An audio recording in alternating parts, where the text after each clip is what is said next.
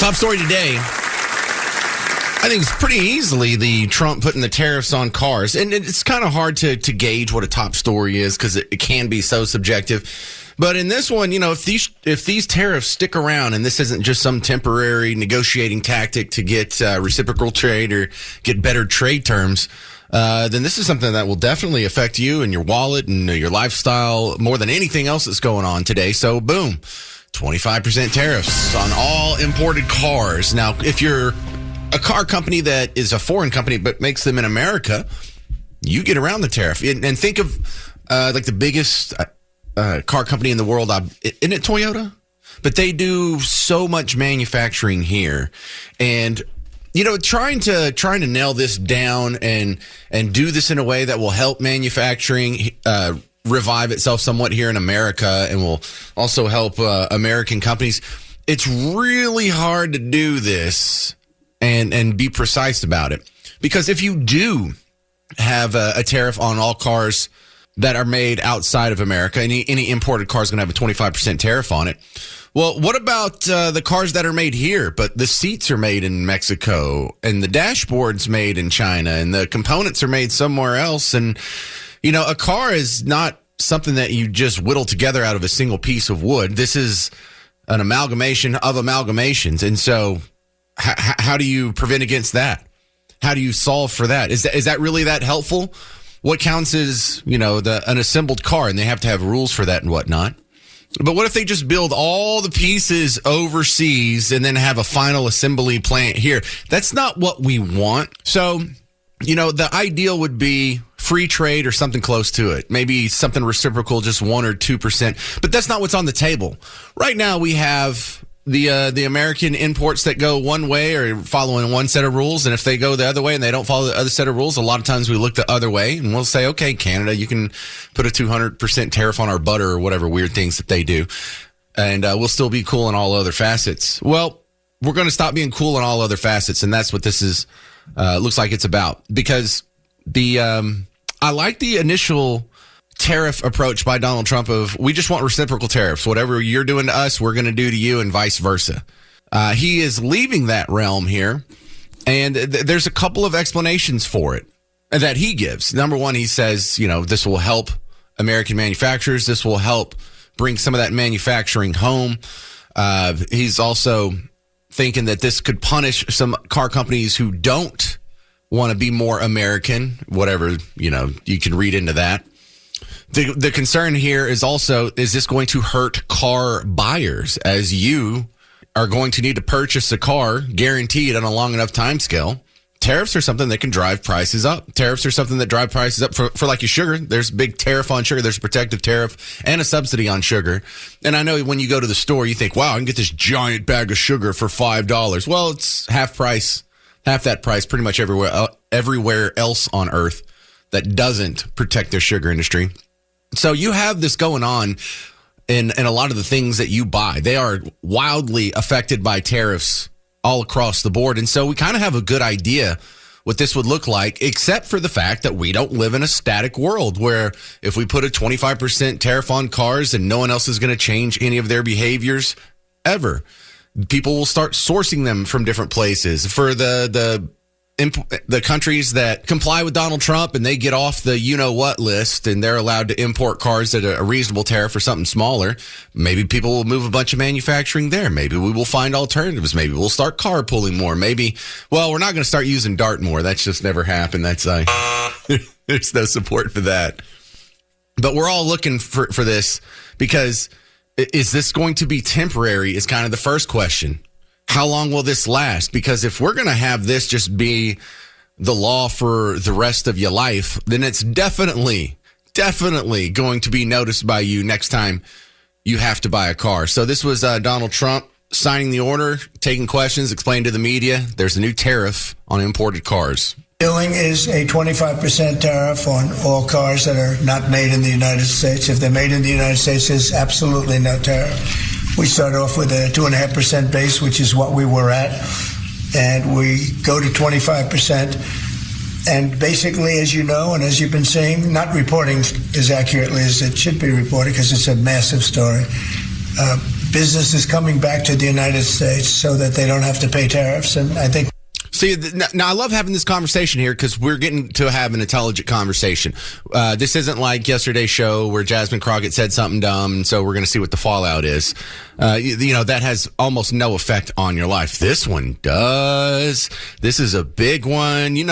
Look, I've never been in the financial situation where I've been able to afford a new car. If this passes, man, that's probably never going to happen for old Parker over here. But I have a feeling like so much of this other tariff talk, this isn't going to be the long game. I don't think this is what his preferred tariff situation looks like. This is, you're setting up a pain point, and from that pain point, you can now have negotiations from the people on the other side of that table. Because without this, what is anyone's incentive to have a more balanced trade policy with the United States when they've been getting away with a favorable trade policy this whole time?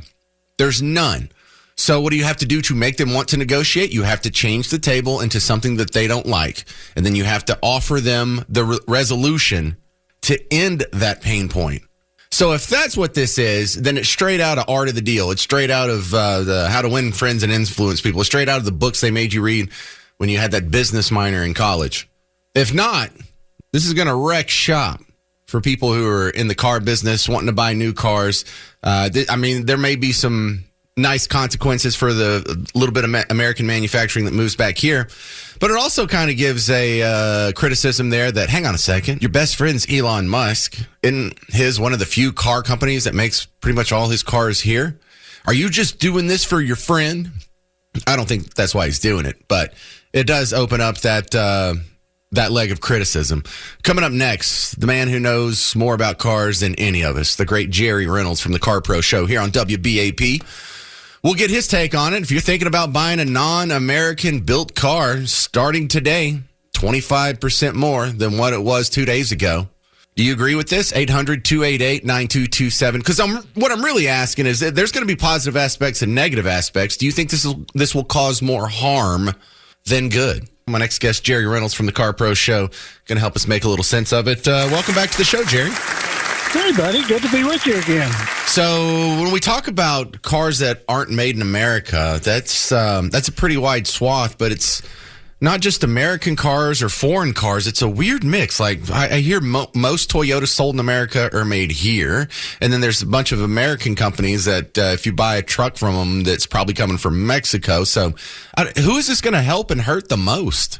Well, I think, you look at that, and we're all still trying to figure out how the car companies are going to deal with this, because they are all in different places. I mean, 80% of the Fords sold in America are made in America, but Toyota is only 55%. Oh, is that right? And then Honda's at 65%, and it starts to go down from there to all the way down to Mazda, which is only 20% made in America. So every car company is going to have to deal with this differently than the other one. Now, I think it's important that people understand that some of this tariff can be absorbed by the automakers, and it'll depend on how healthy they are, how much profit they have in each car. They're too smart to know that they can't raise car prices 25% overnight. They can't do that next Wednesday. And then the other thing, too, everybody keeps asking me, when are we going to see it? It'll take a little while, and the reason is there's about 2 months' supply of cars in the United States right now. So everything on the ground or that has entered U.S. soil, maybe it's not to the dealerships yet, those cars are not going to be affected. After that, I'd say sometime around the end of May, it gets a little bit harder to get a deal. We're just going to have to watch and see how each company deals with this. We'll also see if these tariffs stick around. There's already been tariffs that he's withdrawn or put delays on after just a couple of days. So I'm not even sure if we'll be dealing with this a week from now. But if it sticks around, it's hard to see how this wouldn't cause the price of some cars to go up. Oh, there's no question. My estimations are at a minimum across the board $3,000. And if the tariffs come, and you hit the nail on the head, pal, this could be over Tuesday. because the art of the deal. This president is deadly serious about getting the trade deficit, evened up. We've been taken advantage of for a very long time. He's not gonna let that continue. But the car companies that get hit hardest by the tariffs are gonna have to raise prices on the cars that are made in America to offset some of the loss of the cars that are coming in that are getting the tariffs. So you're looking at a very widespread price hike on brand new cars coming up. Luckily, over the past 5 years, starting with COVID and then going into the microchip shortage that plagued the auto industry for several years, the car companies took advantage of that and they raised their prices big time. And I called them out for that at the time. They were taking advantage of a market. And they're going to have to give some of that money back right now if they're going to keep their market share, which is the way car companies are. That's how they're gauged, is by market share. Well, I guess another way to get around this is if you build your own car, Jerry. Do we still do kit cars? Is that still a thing? Yeah, probably is. I haven't seen one in quite some time. The old Bradleys were something that everybody had a lot of fun with, but this is new territory. But I will tell you one thing about the auto industry that I learned a lot of years ago. It's a very resilient industry. It's had a lot of stuff thrown at it throughout history, and this too will come to pass. Cars will continue to sell. The auto manufacturers, if the tariffs go into place, will figure out a way to up production on the cars that they make in America. The other problem that I see here is even though cars are made in America, a lot of the parts and components of those cars come from overseas. Those are going to be tariffed also. Now, the cars that are built and the parts that are made in Mexico and Canada appear to be subject to some kind of alteration of the 25%. And I don't think the Commerce Department's figured that one out yet. So that's going to be something we're going to have to wait and see on. Yes, the bottom line, it's going to raise prices if this sticks. Okay, well, if you were thinking about buying a foreign-made car, go out there and do it. Technically, these don't go into effect until April 2nd, but I think you're right in the fact that everything that's in the pipeline right now, you can still probably get a good deal through. May seems like a pretty good target there if they even stick around. All right, well, thanks for the insight, Jerry. How do we... Anytime, buddy. All right, plug your show. You got a podcast, whatever else you want to plug. Take a second. Be there at WBAP Saturday morning, 9 to 11. Been there 23 years, so I'll be there this Saturday as well. Come join us. All right, there he is. CarPro.com. Jerry Reynolds from the Car Pro Show. Thank you, sir. Now, I'm asking you, do you think the tariffs will help more than they hurt? Galen over here in YouTube criticized me. He says, pretending it's for Elon's benefit is ridiculous. Honestly, it was a terrible financial decision for Elon, and now he's hated and boycotted. I agree. I was playing devil's advocate and just saying some of the other criticism that I've read. They're like, of course he would do this. His best buddy Elon would benefit from it. Whether it's a legit criticism or not, it's going to be levied against him. I was just addressing it, Galen. Don't get mad at me. Because a couple good things about this, having this conversation has made a lot of people admit that when you put a new tax or raise an existing tax on corporations, the people that actually pay that is their customers. It just gets passed down to you and me. So let's all remember that part of the argument next time when we're coming up on the end of the year and they're talking about extending the Tax Cut and Jobs Act to 2017. That'll come up again this year. But here's Donald Trump signing the statement and changing the law that actually goes into effect on April 2nd. Doing is a 25% tariff on all cars that are not made in the United States. If they're made in the United States, there's absolutely no tariff. We start off with a 2.5% base, which is what we were at, and we go to 25%. And basically, as you know, and as you've been seeing, not reporting as accurately as it should be reported because it's a massive story. Business is coming back to the United States so that they don't have to pay tariffs. And I think. All right. So your thoughts on that? 800-288-9227, 9227. Now, I'll allow you a little nuance because my position is nuanced. If these tariffs don't last but a couple weeks, then this could just be business as usual. If these tariffs stick around and we don't see any changes by the people who are on the business end of these tariffs, then the price of cars is generally going to go up a little bit. It won't go up 25%, but it'll be higher than it otherwise would have been. I imagine, though, we're going to get some sort of gray area between these two, between status quo and forever high tariffs on imported cars. Hopefully, we'll see some other countries make some changes and we get a more reciprocal trade agreement with a lot of these countries who have been, pretty much taking advantage of our generosity when it comes to unbalanced trade policy. And if some of that gets balanced out, then this will totally be worth it, and it'll be worth it on a pretty quick time scale. But for the people who are howling, you got to remember, if you've been getting preferential treatment all these years, finally being treated equal feels like discrimination. It's kind of like when you get rid of DEI or affirmative action. It feels like discrimination, but it's just equal treatment. You're just not used to it. Your thoughts? 800-288-9227. This is Lawrence in Grapevine. You're on WBAP. What do you think about the Trump tariff on cars?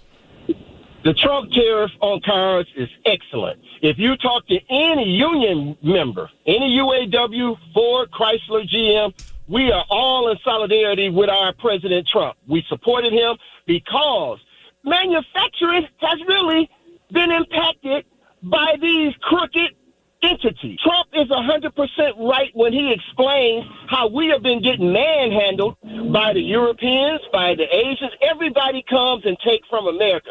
They have decimated our auto manufacturing.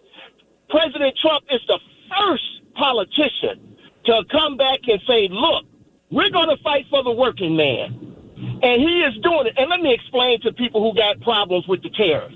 If you are not going to support the United Auto Workers, the American-made cars, and you're going to buy an imported car, you're taking food off the table of American men and women.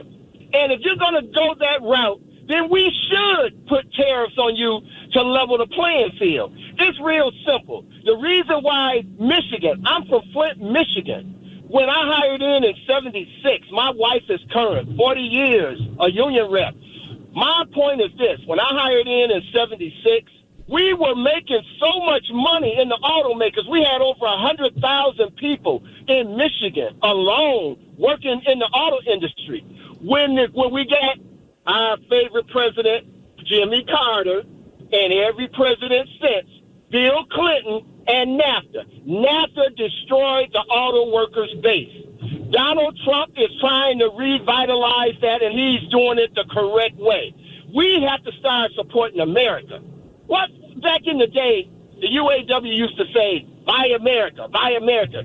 Do you notice the UAW don't say that? That's them heads of the UAW, the rank and file, the people that work. We understand that if you're going to go buy imports, you're knocking me out of a job. You're knocking my family, friends. You're devastating our neighborhood. So if anybody got a problem with tariffs, too doggone bad. Because it's more of us. That's kind of vague because in the right situation, I'm against the tariffs. So if this is going to be the regime going forward, no matter what policy changes other countries make, even if they want to do reciprocal tariffs, and we just keep a 25% tariff on all imported cars, that's great for you. That's great for your union. That's great for the manufacturing workers here in America. That's not good for the rest of us, though. And when you say, well, we're taking food, when we have to pay $3,000 extra for a car after these tariffs, you're taking the food off of someone's table now, and you're not doing it on a fair playing field. And you talk about how y'all used to make all kinds of tons of money decades ago when you got started in the car industry. Well, since we've globalized a little bit and after NAFTA, the cost of a car has gone down relative to the average person's income. The number of households that don't have a car has dropped because cars got cheaper. You know, that wasn't so good for you, but that was good for the rest of us who actually got cheaper cars and were more likely to afford a car, or more likely to afford 2 cars per household. So there's a trade-off there, and no doubt that this is good for you, but this isn't good for the rest of us on an infinite time scale. Let me explain why it's good for the whole America in general. Here's the point. If we quit buying imports and shoving all that money, Mercedes, Audis, BMWs, when we give all them entities that money, Don't we understand that they are protecting their automakers? See, Germany and all these other entities, they don't let us flood their markets with Cadillacs, with Corvettes, with all the high-end American-made cars. So what Donald Trump is really saying, we're going to play the game the way y'all play it. If you're going to charge us an absorbent amount, we're going to flip the script and charge you back. All right, I agree with all that. The reciprocal tariffs, I'm just out of time. I hate to interrupt you, Lawrence, because you're on such a good roll. Thank you very much. What's going on outside of our own borders here? Let's ask my next guest, Tony Schaefer, retired Lieutenant Colonel Anthony Schaefer, back on the James Show. You've seen him on Fox News. You've seen him on Newsmax, going all the way back to 9/11. You know him. If you see his face, you'll know him. Welcome back to the James Show. It's been a while. Hey, thanks. Good to be on with you again. Yeah, so let's go ahead and jump right into what I think is the biggest foreign policy story, Russia and Ukraine. Are these kids going to kiss and make up finally? Well, they're going to be forced to. I think President Trump's made it very clear. There's two narratives driving, like two trains passing in the night. The Europeans want to send the French in, so I don't know how horse-eating socialists would fare against the Russians. I don't think it's a good idea. The Russians won't accept it. We've got the peace deal where we're trying to get a minerals deal, which would invest the United States as a partner with Ukraine. Right now, there's no reason for us to be there. It would create a real reason for us to be there. I think that's the direction we're going to go. But as Marco Rubio said, Secretary of State says it's going to take some time. But I think, I think we're going to hear the framework of an enduring deal within, I'd say, the end of, no later than the end of April. And I feel like that's part of the reason Putin went in is because he wanted those minerals. He wanted the deal. And so aren't we just kind of going in and sweeping that away from him? Well, the answer is the Russians have kind of offered the same deal to us on their side because the 4 oblasts, the 4 areas that they have, they're probably going to walk away with. And to be honest with you, James, that's where most of the material is. So I think what President Trump is trying to do is say, look, if we're a partner with both sides, if we're doing business, everybody's going to get along because we're going to be able to be the referee. And I think that's what they're trying to do without using military force. And that's what the president is really leading with is commercial relationships, diplomatic relationships, and things like that. So I think Putin's ready to stop the war. I don't think Zelensky is. Zelensky continues to listen to the Europeans. And it's kind of, I find it interesting, and people should think about this as a material fact. The Europeans say, "Oh, the Russians are going to invade." It's like if the Russians were going to invade, they do it now because the Europeans are unprepared. They've given Ukraine all of their material, military equipment, so it would be a cakewalk. So it's not in the cards. Russia does not want to invade Europe, but the Europeans still want to pretend that that's what's going on. So it's just kind of a mess. Again, I think President Trump has got the right answer. I think he will be able to arbitrate this pretty quickly. Well, we had the big strike against the Houthis last week, and we know that the Houthis are sort of the next proxy between us and Iran. Have we seen Iran have any sort of response to that? Not publicly. I think there's been a lot of things going on behind the scenes. There's been some videos released by the Iranians of all their massive all their massive missiles, although Tulsi Gabbard did report to Congress that there's no evidence that the Iranians have moved forward with essentially completing their uranium enrichment to the point of where they can make a weapon. That was this week in Congress. But with that said, we now have B-2 nuclear-capable bombers, which I don't think they're going to be using nuclear bombs, just saying, in Diego Garcia, well within a relatively short flight range of Iran. Plus, we have one carrier which has F-35s also within striking distance of Iran. So either this is a very effective use of force, or we may see a precision strike on some Iranian facilities within the next few days. Yeah, and Diego Garcia, I remember that as that's the brother of Dora the Explorer, I believe. Just kidding. All right, Lieutenant Colonel Tony Schaefer, I appreciate your expertise. In 30 seconds, could you wrap up a quick summary of what's going on with Israel and Gaza? Well, the Israelis are back on the offensive. They're out to eradicate Hamas for once and for all. And I think we're going to help out by going after leadership in Qatar. I think if you were a Hamas leader right now, James, hanging out in Qatar, I'd be checking everything for mischief because bad things are probably going to happen to those folks there. Yeah, that's got to be wild because, every time they walk outside, they look up in the sky and look for drones, That's their life now. All right. Thank you very much. Appreciate it. Lieutenant Colonel Tony Schaefer on the James Show again. Coming up next, our cousins over in the UK, they lost their mind years ago. It's just getting even worse. They're banning ninja swords. That's not a joke. That's not a hyperbole. It's not a cartoon. That's not the next Chuck Norris movie. They're banning ninja swords. We'll check in across the pond. Details coming up on the James Show. Your thoughts? 800-288-9227. 800-288-9227. I'm James Parker. It's News Talk 820 WBAP, now on FM at 93.3. Hey, we have WeatherCon coming up. It's Blue Ribbon Roofing's 2025 WeatherCon. It's one of the sponsors from the James Show is also helping us put on for the bazillionth year in a row, WeatherCon. It's going to be at the Frontiers of Flight Museum next to the Love Field Airport, 9:30 a.m. until 1:30 p.m. It's on Saturday, April 26th. Come on out. You can meet meteorologist Brad Barton and really the second biggest star that was there last year, Hal J. There was a line out the door to meet Hal J and have a selfie with him. I'll be there too. But yeah, WeatherCon, April 26th. It's a Saturday, 9:30 a.m. till 1:30 p.m. And if you want a little trick, don't get there right at 9:30. There was a long line out the door. If you get there around 10:30 or 11, you miss that initial rush. You won't have to wait in line, and you get to see the exact same stuff. All right, my next guest, Spencer McGowan from Net Worth Radio. Welcome back to the James Show. I wanted to talk to you because we have a whole lot of stuff in the headlines that could affect your pocketbook, starting with the big financial story of the day is tariffs on cars. Is there anything that the average consumer needs to be concerned with about this new tariff regime, Spencer? You know what I didn't know? GM was down 5% today, right? Almost half of their cars are not made in the United States. Right. After all the government money they got in 2008, about half the cars that GM sells are actually not made here. And they got empty factories up in Detroit. I talked to somebody about that. Looks like that's going to be coming back, but 25% tariffs. Ford got hit today, too, for the same reason. You know, they were down 1%. But the tariffs, you got tariff chaos, too, because every day Trump makes a new announcement on some huge tariff. Well, that's a little hard to keep up with if you're running a business. Yeah, and then also there's the huge tariff that, now we're going to delay it for a month, and then we will revisit this at that time. So, yeah, that little start, stop, red light, green light action, that's uncertainty, and that's not good for the market. I mean, if you're a CFO of a company, how do you do your spreadsheet? Am I going to pay the tariff or not?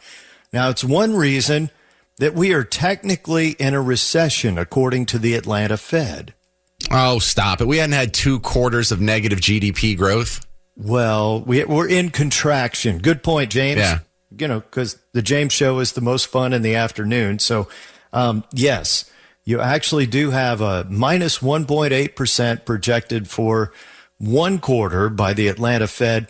They said, though, all these companies imported lots of stuff so they wouldn't have to pay the tariff. And the regular economy is slightly positive, but because of the imports, that factors into GDP. So, Spencer, when we talk about the stuff that was packed into the spending bill, some of that overlaps with you. Did they extend the Tax Cut and Jobs Act of 2017? Are we still having that expire at the end of the year on paper? Not yet. The most recent update, it was in the Wall Street Journal today, that Congress is still debating in the Senate, okay? So the House has a version that, yes, extends that. That's very important because if you want to cause a recession, okay, when those tax cuts expire, the average couple, let's say you got a working couple and they each make $100,000, that's an upper middle class couple, their taxes are going to go up $700 a month on June 1st, 2020, or January 1st, 2026. And that will cause a recession. So what are you talking about on Net Worth Radio this weekend, Spencer? I titled it The Doge and Tariff Recession because it's kind of like Argentina's recession in 2024 in that it may be the good kind of recession with government spending cuts. Yes, losing weight, trimming some of the fat. All right, thank you very much. Spencer McGowan, Net Worth Radio. I appreciate your expertise on the James Show. James, this was much fun. Thank you. Thank you, Spencer.